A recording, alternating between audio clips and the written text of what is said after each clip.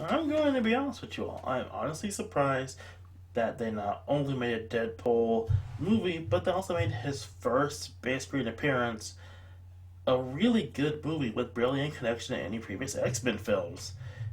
As well as they got it all right on the very first try. What was that you said? That this isn't Deadpool's first appearance in any of these movies? And this isn't Ryan Reynolds' first time playing a character? Oh no, I think you're mistaken.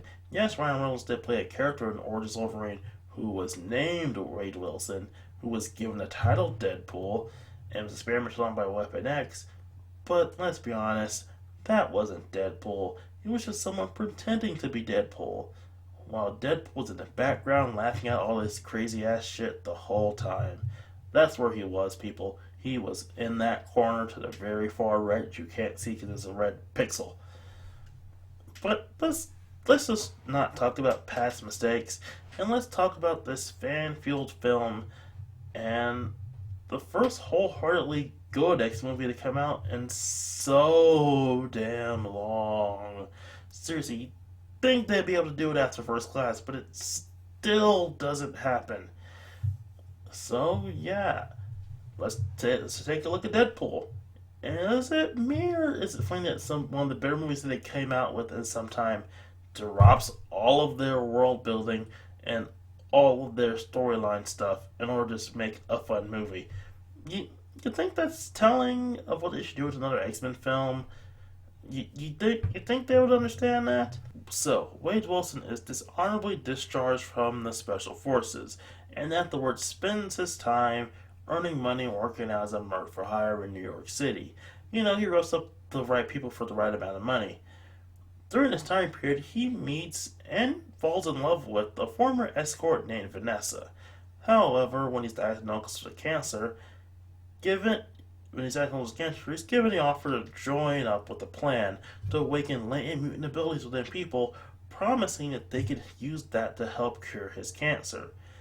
Wade awakens to his mutant healing ability, but that also comes with a bit of a downside side effect of leaving him completely disfigured. He manages to break out when I'm closing down shop and begins hunting down the people who made him like this, hopes of finding a cure for what was already a cure for his cancer. All the while, Colossus keeps interfering with him, trying to make him into a better superhero, while also dragging around Negasonic Teenage Warhead to join in on the fray. First off, the movie has one thing that Orange Wolverine lacked. For a Deadpool appearance, it lacked this serious sense of humor. This movie has this in spades. The comedy of this thing makes it one of the funniest superhero movies, if not outright comedies, to come out in some time. Add on, add on to the fact that this movie isn't afraid to make fun of itself, or just Wolverine. Hell, they even throw a few cracks at Green Lantern and X Men franchise as a whole in there.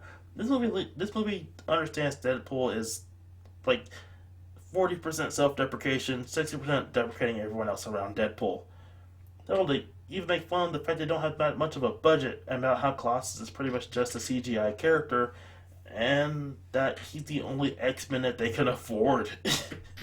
They make fun of that multiple times and I love it every time.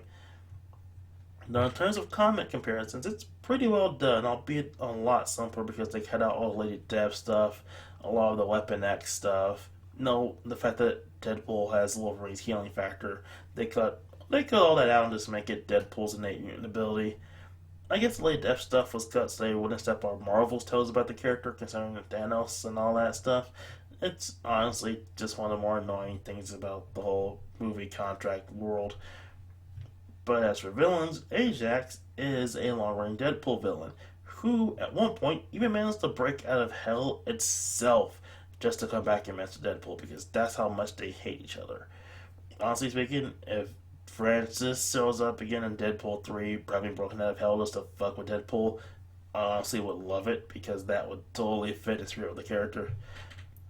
No, they even managed to throw in a reference to Hydra Bob of all characters, and it still works despite him not being a Hydra agent in this universe. You can tell the film was made by people who do in fact love Deadpool and want to do justice to the character. And they did that justice in spades. It's a generally great film that easily earns its R rating and honestly could not be done without it.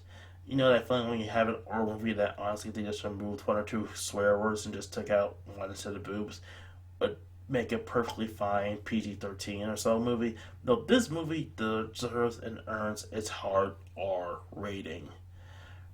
And this movie being a success has led to the result of at least one more great R-rated superhero movie in the form of Logan. And of course, with Deadpool 2 on the horizon, there's a possible third great R-rated movie.